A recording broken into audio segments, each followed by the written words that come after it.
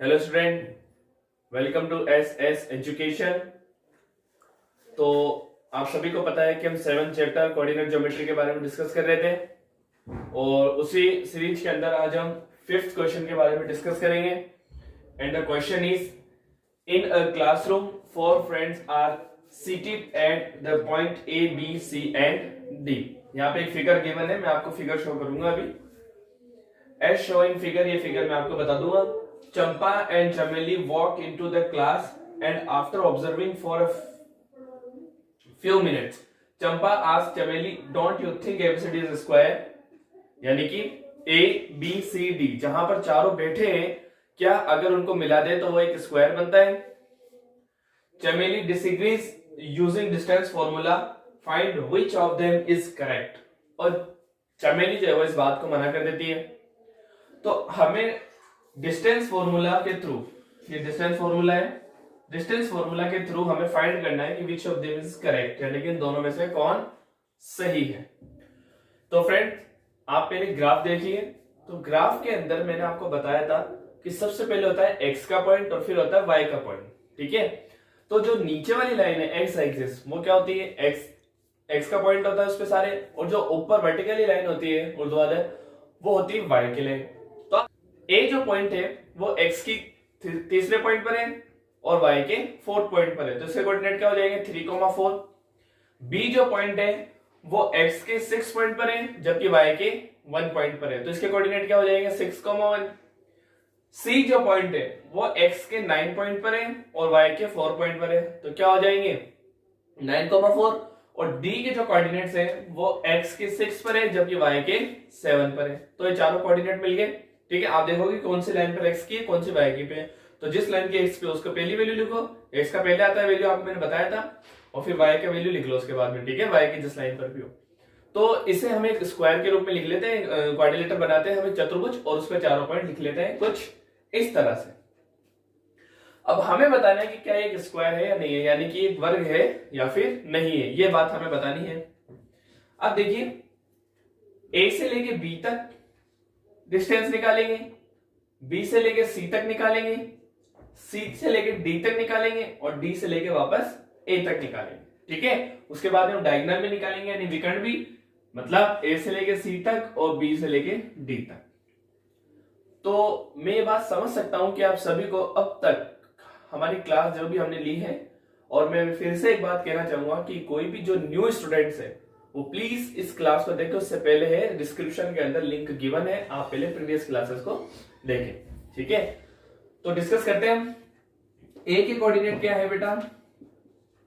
3,4, जबकि बी के कोऑर्डिनेट क्या है? 6,1, यानी कि पहले हम ये वाली डिस्टेंस पता लगा लेते हैं। आपको मैंने बताया था कि पहला पॉइंट क्या होता है इसका? x1, इसकी वैल्यू क्या है? 3, और फिर होता है y1, कोऑर्डिनेट में उसकी वैल्यू क्या है? 4। ऐसे ही x2 की वैल्यू क्या है? b के कोऑर्डिनेट में फर्स्ट 6 और b के कोऑर्डिनेट में सेकंड पॉइंट y2, यानी कि 1। डिस्टेंस फॉर्मूला लगाएंगे हम। a से लेके b तक की डिस्टेंस है, क्या होता है? Under root x2 minus x1 का whole square plus y2 minus y1 का होल स्क्वायर। आई होप कि आपको ये फॉर्मूला अब तक याद हो गया होगा। x2 क्या है? 6 माइनस x1 क्या है? 3 का होल स्क्वायर, y2 क्या है? 1 माइनस y1 क्या है? 4 का होल स्क्वायर। 6 माइनस 3 क्या होंगे बेटा? 3 का स्क्वायर प्लस 1 माइनस 4। देखिए प्लस माइनस क्या होते हैं? माइनस, लेकिन साइन बड़े डिजिट का आता है, तो 1 माइनस 4 होंगे तो माइनस, यानी कि 4 माइनस 1 कितने होंगे? 3, लेकिन 4 बड़ा डिजिट है, इसका साइन माइनस में है ना, तो क्या आएगा? माइनस के 3 का स्क्वायर। अब देखिए 3 का स्क्वायर क्या होता है? 9, और माइनस का स्क्वायर हमेशा प्लस हो जाता है, तो 3 का माइनस 3 का स्क्वायर भी क्या हो जाएगा? 9। 9 प्लस 9 कितने होंगे बेटा? 18। 18 को क्या लिखते हैं? 9 मल्टीप्लाई बाय 2, और 9 मल्टीप्लाई बाय 2 यानी कि अंडर रूट 9 की वैल्यू क्या होती है? 3, क्योंकि 3 का स्क्वायर क्या होता है? 9, और अंडर रूट 2 एसिटीज यहाँ पर बच गया। तो ये किसकी आ गई? ए से लेके बी तक की डिस्टेंस आ गई। आप सभी इसका स्क्रीनशॉट ले लीजिए। तो ए से लेके बी तक की डिस्टेंस हमने निकाल ली। अब हम बी से लेके सी तक की निकालते हैं। तो बी के कोऑर्डिनेट क्या गिवन है? 6,1, और सी के क्या गिवन है 9,4। तो पहले पॉइंट के कोऑर्डिनेट क्या होते हैं x1 y1, दूसरे पॉइंट के कोऑर्डिनेट क्या होते हैं x2 y2। देन x1 की वैल्यू क्या है 6 और y1 की वैल्यू क्या है 1। ऐसे ही x2 की वैल्यू क्या है 9 और y2 की वैल्यू क्या है 4।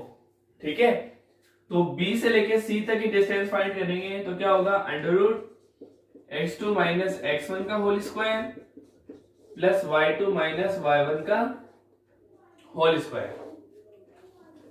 अब देखिए बेटा B C is equal to x2 minus x1, x2 कितना है 9 माइनस x1 कितना है 6, तो 9 माइनस 6 का square plus y2 minus y1, y2 कितना है 4 माइनस y1 कितना है बेटा 1 का स्क्वायर।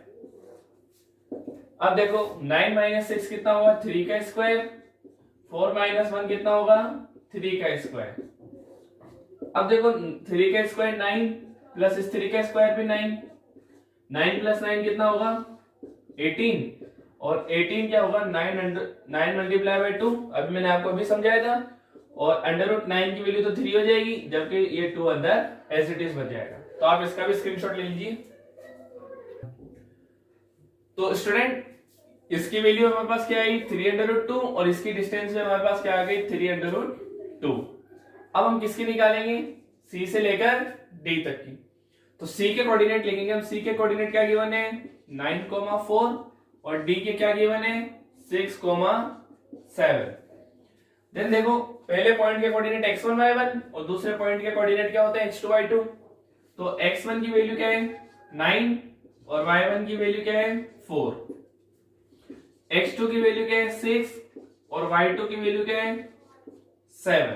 ठीक है, डिस्टेंस फॉर्मूला लगाएंगे दूरी का फॉर्मूला, तो CD is equal to x2 minus x1 का whole square plus y2 minus y1 का होल स्क्वायर। अब देखो CD is equal to h2 कितना है 6 माइनस x1 कितना है 9, 6 माइनस 9 का होल स्क्वायर प्लस y2 कितना है 7 माइनस y1 कितना है 4 का होल स्क्वायर। अब देखो student plus minus always be minus but the sign be big digit. ठीक है, तो प्लस का 6 और माइनस का 9 क्या होगा तो माइनस 9 माइनस 6 कितना होगा 3, लेकिन 9 बड़ा डिजिट है तो क्या आएगा माइनस का 3 का स्क्वायर, क्योंकि बड़े डिजिट का साइन लगाते ना। और 7 माइनस 4 क्या होगा 3 का स्क्वायर।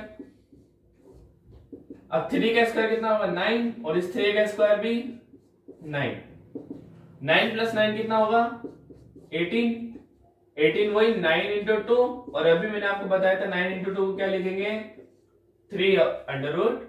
तो इसका स्क्रीनशॉट ले लीजिए फटाफट। तो स्टूडेंट C से लेके D तक की डिस्टेंस भी क्या आ गई 3√2। अब हम किसकी डिस्टेंस निकालते हैं D से लेकर A तक की डिस्टेंस। ठीक है, तो A से लेकर D तक की निकालेंगे तो A के कोऑर्डिनेट क्या गिवन है बेटा 3,4 और D के कोऑर्डिनेट क्या गिवन है 6,7। ठीक है, अब देखिए पहले पॉइंट के कोऑर्डिनेट x1 y1, दूसरे पॉइंट के कोऑर्डिनेट क्या होंगे x2 y2। तो x1 की वैल्यू क्या है 3 और y1 की वैल्यू क्या है 4, x2 की वैल्यू क्या है 6 और y2 की वैल्यू क्या है 7। ठीक है, तो AD is equal to √x2 minus x1 का whole square plus y2 minus y1 का होल स्क्वायर। ठीक है, तो x2 क्या है 6 माइनस x1 कितना है 3 का स्क्वायर, y2 क्या है 7 माइनस y1 क्या है 4 का स्क्वायर। अब देखिए फ्रेंड्स 6 माइनस 3 कितना होगा 3 का स्क्वायर, और 7 माइनस 4 कितना होगा 3 का स्क्वायर। देखो 3 का स्क्वायर कितना होगा 9 और इस 3 का स्क्वायर भी कितना होगा 9, 9 प्लस 9 कितना होगा 18, और 18 को क्या लिखेंगे हम 9 इंटू 2, और √9 की वैल्यू मैंने आपको बताई थी 3√2। तो इसका स्क्रीनशॉट ले लीजिए। तो स्टूडेंट ए से लेकर डी तक की वैल्यू भी हमारे पास क्या आ गई 3√2। अब चारों वैल्यू सेम आ गई, तो अब आप ये बोल सकते हो कि स्क्वायर है, लेकिन अभी भी हमें डायगोनल निकालने चाहिए पहले, ठीक है। तो डायगोनल यानी कि विकर्ण निकालेंगे, तो विकर्ण क्या है AC और BD।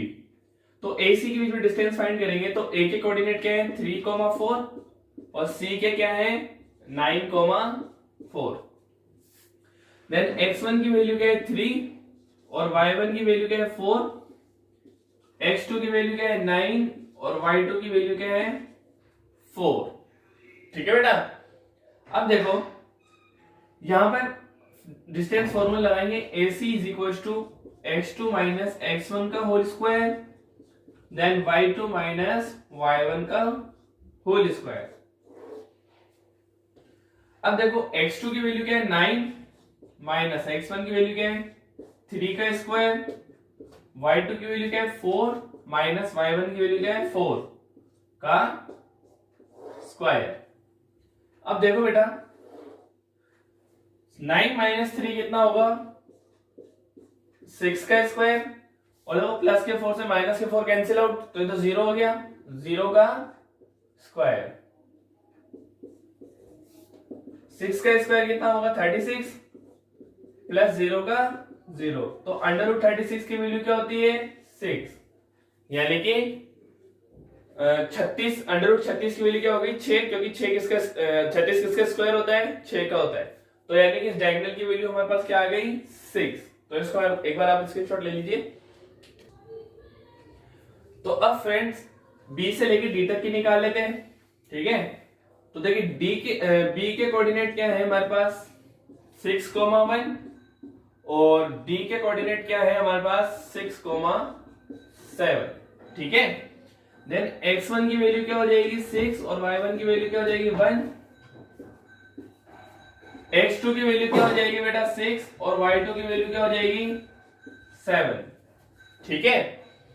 अब देखो बेटा डिस्टेंस फॉर्मूला लगाएंगे, BD is equal to √x2 minus x1 का whole square plus y2 minus y1 का होल स्क्वायर।